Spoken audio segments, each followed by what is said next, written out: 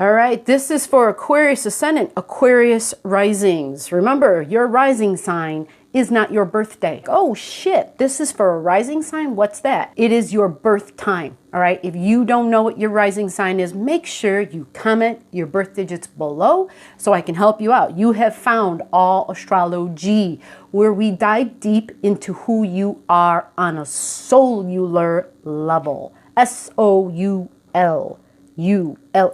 Aquarius Ascendant, we're going to go over the 3 main things you're going to need to know for the upcoming eclipses, right? We have 2 eclipses occurring in June, and we also have a 3rd eclipse coming just 2 weeks after that. Okay, so I'm going to give you the dates and I'm going to give you the degrees. I am also going to explain what area of your life these occur in. And so we're going to kind of dive deep into the meaning of the South Node, of the North Node, and why and how those have something to do with these eclipses. All right, remember the connection between the nodes and the eclipses. It is the nodes that make the connection. Understanding that when we talk about Aquarius, Aquarius is air. It is fixed air. But Aquarian thinking is so unique, so progressive, so outside of the box, it can seem otherworldly because they're getting downloads from source. Aquarian energy is that lightning fast information. Aquarian energy is lightning, is electricity, is Tesla. Lightning comes through and it's like, right? It's this lightning bolt and all of a sudden you know something. So understanding eclipses, understanding your thinking, understanding that it represents air, what you think, it would be hard for someone to persuade you to think otherwise. If you're not an Aquarius Ascendant, Aquarius Rising, you can watch this video and pay attention to when I speak about the Aquarian energy, find out where Aquarius energy is in your chart because it will apply directly to that area of your life. Each house, 1, 2, 3, 4, 5, 6, 7, 8, 9, 10, 11, 12, each house is designated to an area of your life.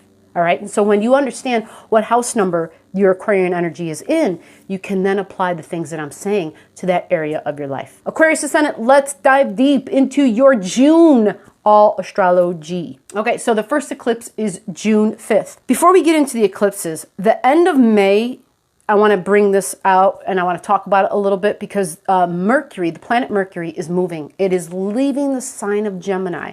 Now, Mercury did really well in Gemini because it is its ruler, right? Mercury is the ruler of Gemini energy.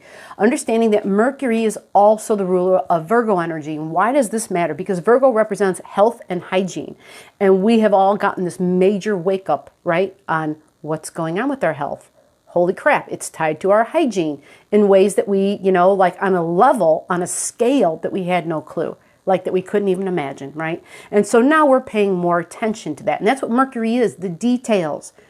Remember, folks, understanding the information and the knowledge, right? It's the other thing I wanted to mention about Aquarian energy. Aquarians, scientific. They are the scientists. I know I said Tesla, but the whole thing is to understand when you've got like some dude in a lab or a female in a lab, someone, you know, measuring, doing all this testing, experimenting, that is Aquarius energy as well.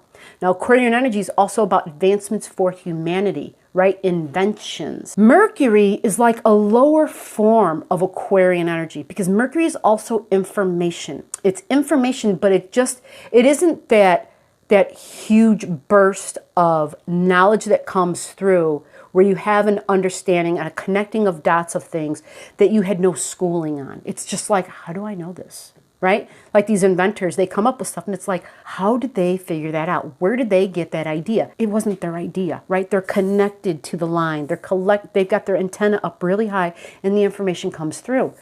So there's a certain amount of astrology that when we hear of people who've done these unbelievable things, and a certain amount of astrology when we see people who they seem like they haven't done jack.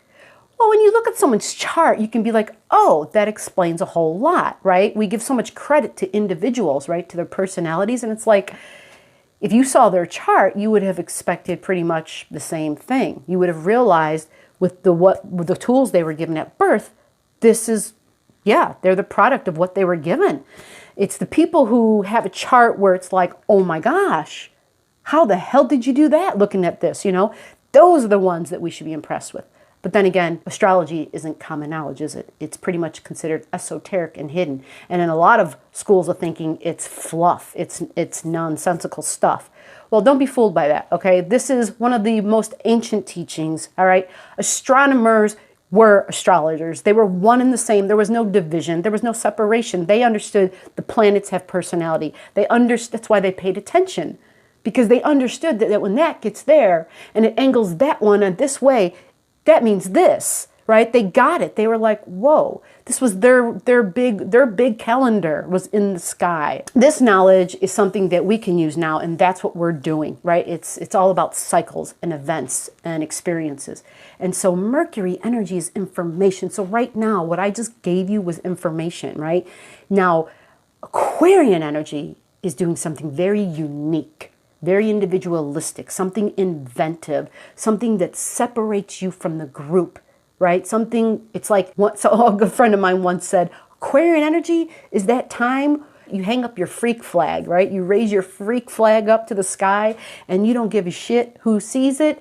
And you're proud, you're confident, and you feel energized by it because it's this electric understanding that flows through you. It's like you're plugged in, right? Like you've got a cord and you can just plug yourself and you're live, right? The eclipses, there's 3 things we gotta talk about, okay? The first thing is this June 5th eclipse, 15 degrees of Sagittarian energy, all right? So 15 degrees, find out where that is in your chart. Find out where it is in your life. You're gonna pay attention not only to the 15 degrees Sag, but you go all the way to the opposite side, and that's 15 degrees Gemini. I can do that for you right here, right now. So typically, your 15 degrees Sagittarius energy is in your 11th house. This is your group. 11th house. Fascinating, because I spent a lot of time talking about Aquarian energy. The 11th house is Aquarian energy. So you're having an eclipse there. Now you have Sagittarius there. So what Sagittarius does, it's good in this place, because Sagittarius is also about truth, the bigger picture. It's a gas giant, so it's air. It's about freedom. It's about knowledge. It's about higher learning. It does really well in the 11th house, in other words. Okay, but it's group energy. It's how I operate in the group. You're the teacher of the group, right? Or you like to be in groups to learn. You like to gather with like-minded individuals about higher learning, about some people get together with other individuals to play sports. Some people get together to do art. You get together, you're the group of seekers, truth seekers. That's what that would be. Sagittarius in the 11th house. The seeking, endless seeking for more knowledge, okay? Endless seeking for spirituality, endless seeking for truth, endless philosophy, right? Just talk about philosophy and religion. That's Sagittarian, that's Jupiter energy, okay? It's higher learning. It's also traveling long distances. So with that combination, wanting and needing to be in groups, you'd be willing to travel far to be in groups, okay? Maybe you belong to a traveler's club or something like that, right? 15 degrees, okay? That's where the moon's gonna be. And this, again, June 5th. And at the opposite end is going to be the sun. These are transits, meaning these are current planets up in the sky, okay? You want to look in your own chart and see, do you have natally, like your birth chart, when I say natally, do you have something there at 15 degrees? And we're going to give a 2-degree orb, meaning 13, 14, 15, 16, 17, all right? So that's 2 degrees before, 2 degrees after. That's both in Sagittarius and Gemini energy. Why? Because you got the moon at 15 and you got the sun at 15. All right. And it's this eclipse energy which shoots it across. The moon shoots its energy this way and the sun shoots its energy this way. So if you have something in either one of those ends, you're going to feel it strongly. Okay. And so you want to know ahead of time, am I going to feel it? And what planet is it that you have at those points? Because when you know what planets are there or what house lines are there, right? You could have a cusp line of a house, which means the beginning of a house. That will tell you more about what this is going to look like, okay? Now, this is a south node lunar eclipse, and without going any further into details, because this isn't really an astrology class or a tutorial, but it's going to be an emotional belief of yours, all right? So in other words, something you believe, all right? And it's your emotion, you're very much tied to it because it's a long-standing belief. But it's something that it's tied to truth because it's Sagittarian, all right? It's something where you think without a doubt, oh my gosh, I used to believe in that. And so we, collectively, we've been going through this. We've been realizing things that we thought were true are not. Things that we thought weren't true are, that whole thing. And so it's this point of letting go something I used to believe in, letting go. So many times we look at this when we see this astrologically and people walk away from certain beliefs. They're like, okay, I'm done with that. That doesn't serve me anymore. And this is the theme. This is the theme of 2019, 2020, and 2021, Venus, what our values are. And actually, it's even longer than that because Uranus is going through Taurus energy, and Venus rules Taurus energy, okay? Venus is, what do I value? Who do I value? Am I part of that picture, right? My tangible material world, my money, my resources, my values, material and not. Understanding those connections, right? And understanding that your Sagittarian energy is in your 11th house, and this is tied to your group activity. 11th house is also humanity, advancements for humanity. It's about being involved with others, and then we're getting together in some way where we're helping each other somehow, right? It's an altruistic home. That is the 11th house. Okay, so understanding the opposite of that energy is your Gemini energy, right? So if you have Sag in your 11th, then that puts your Gemini energy in your 5th house. Now, your 5th house is children, okay? 5th house is children, joy, creativity, how you express. Well, how you express, if you have Gemini in your 5th house, this is a great placement for a writer, right? Gemini energy is the scribe, the writer, okay? It's also the talker, the speaker, the thinker, right? Gemini energy is all about relating, and it's siblings, coworkers, right? It's sales, a salesperson. Just depends on what your specific natal planets are. Again, if there's anything I'm talking about that you're not sure or that you would like to know more about, all you have to do is comment to me. I am here for that. That is what I do. Comment your stuff below. Understanding that if you have a planet in the Gemini energy, there could be changes, because ultimately that's what eclipse energy is. There's a change happening. It's a reset switch, okay? And this south node eclipse means we're letting go a belief of ours. It's an outdated belief, okay? It's an outdated understanding. And it's going to affect 3 areas of your life, okay? So that first area is that 11th house in your groups, in your friendship circle. The second area is your 5th house, which is my children, my fun, my joy, my creativity. It is also the way you relate, not just speaking, talking, and thinking, but it's the house of romance and having a good time with our body, all right? Dating, right? Depending upon if you're married or not, or if you are married, how you have fun with your spouse, how you have a good time physically, or what you do to have a good time. I know a couple folks where their idea of relating is they have projects, right? They both have a lot of Virgo energy. So for them, being involved in projects that they share, that they're passionate about, that's their 5th house energy, without a doubt. Like, that is their thing, man. So it depends, right? It depends on who you are and what's there specifically for you in your chart. Now, the next thing that's going to occur, the third thing, is the Piscean placement. Look, where's Pisces in your chart, okay? You want to know the degrees, okay? You're looking for 15 degrees again.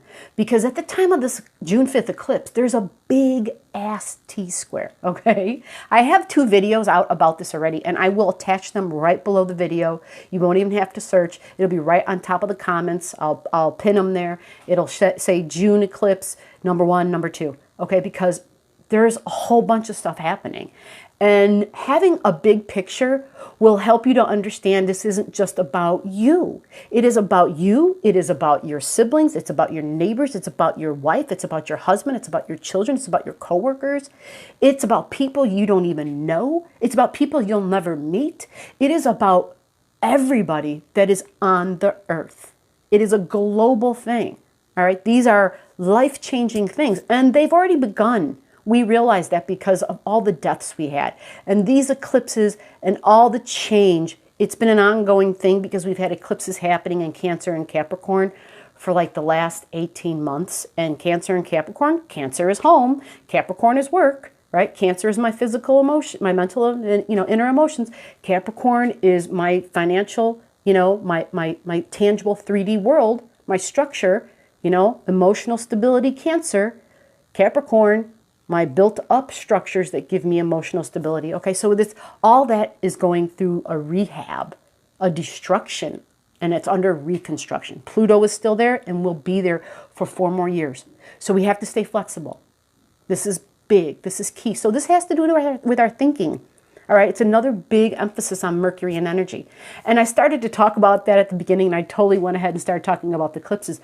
But all you really got to know about the Mercury energy is that at the butt end of May, Mercury goes into Cancer. So Mercury, who was in Gemini, talking, thinking, speaking, trade, right, business, how to make money, it's commerce, like that's Gemini energy, right? And relating, communicating, sales. It then goes into Cancer energy, which means it's thinking more about family, and remember, folks, the big expression of that isn't just your blood family. Cancer energy on a high level is humanity is my family. So that will be a focus because Mercury is going to be going there and staying there and then retrograding there. And I'll have another video, a separate video for that because, well, this video isn't about that, but I wanted you to have a heads up because that will be a big part of July's energy. When we talk about family, when we talk about Cancer energy, we're talking about female individuals, nurturing feminine energy, my tribe, who is my family. Issues about mom, mom, being a mom, not being a mom, all that stuff. Okay, and it's history. People I've been connected to for lifetimes and lifetimes. The placement of your Piscean energy is in your 2nd house. Okay, now Mars is in your 2nd house, and Mars is going to stay in your 2nd house. Why does that? What is the 2nd house? That's your income. That's your money. Mars is there. So that's kind of. I'm going to be honest with you. Having Pisces in the 2nd house can be difficult. Because Pisces is non-tangible, okay? Pisces is ethereal. Pisces is the 5D. It's the 5 dimension. And Pisces energy, the ruler is Neptune, it has this ability to dissolve the physical world, all right? Well, your money is your physical world. Your incomes, your objects, your values, like, oh, I like this, I value it, this is mine. Well, Neptune has the ability to come through and make it disappear. Okay, so that's kind of a difficult placement, especially since Neptune's transiting through there in addition. So anytime Neptune angles something else in your chart, it becomes a factor. Obviously, if you have things trining it, that'd be beneficial because trines add ease, but that's another video for another time. Understanding that Mars is there and Mars is at 15 degrees, right? It's part of this eclipse, okay? So we're going to have the moon at 15 degrees Sag, the sun at 15 degrees Gemini, and Mars over here at 15 degrees Pisces.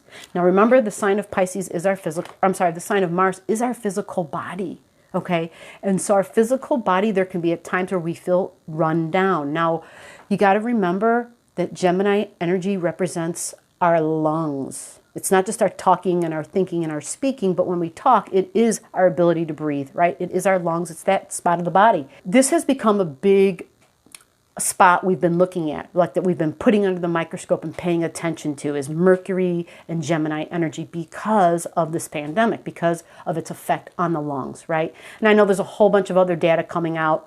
What they thought they knew about it, they don't know, and what they don't know, all of a sudden they say they know, and that might change again. And that's the theme of 2020, people, to be flexible. It's really truth versus information. It's like, here's information and here's truth, and they don't always line up. And so you have to constantly be in a state of discernment and independent critical thinking. If you didn't have those skills, you're learning them this year. It is the year for discernment.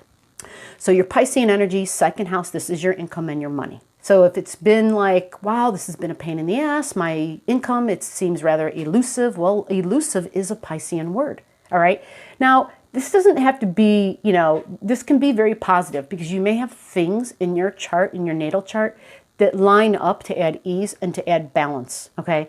What I want all of us to be aware of is these 3 main areas. So for you, it's your 2nd house of income because Pisces is there, all right? Realizing that Mars is there right now, like I'm looking at someone's chart and they're having a Mars return. So this is a benefit for them. Whenever Mars gets back to its natal spot, or any planet, it's like its birthday, right? So what it does is it begins a new cycle. And Mars takes 2 years to go around your chart. So understanding the cycles and the meanings of them, then you understand what is new that's beginning. Second house, 11th house, and then your 5th house. So your second house is what you value. It's not just your physical money and values, but it's what I value. Do I value myself, right? Who do I value? Who do I love? So second house, squaring, which means adding stress and tension, and receiving tests and tension from my 5th house, which is my romance partners, my children, my creativity. But remember, the 5th house is where it's our joy. It's how we laugh and have a good time. So in other words, if they're squaring, you're not going to be having a good time. You're not going to be laughing. Or how to have a good time, how to, feel joy, right, with children. There's this tension that it sets up with that second house of what you value. And then in the picture is your other placement, which is your 11th house, which is friendships and groups. So it's house number 2, house number 5, house number 11. So it's what I value, my group activities, the 11th house, okay? And then your 5th house, which is my fun, my joy, my romance. Your 11th house is stuff you like to do.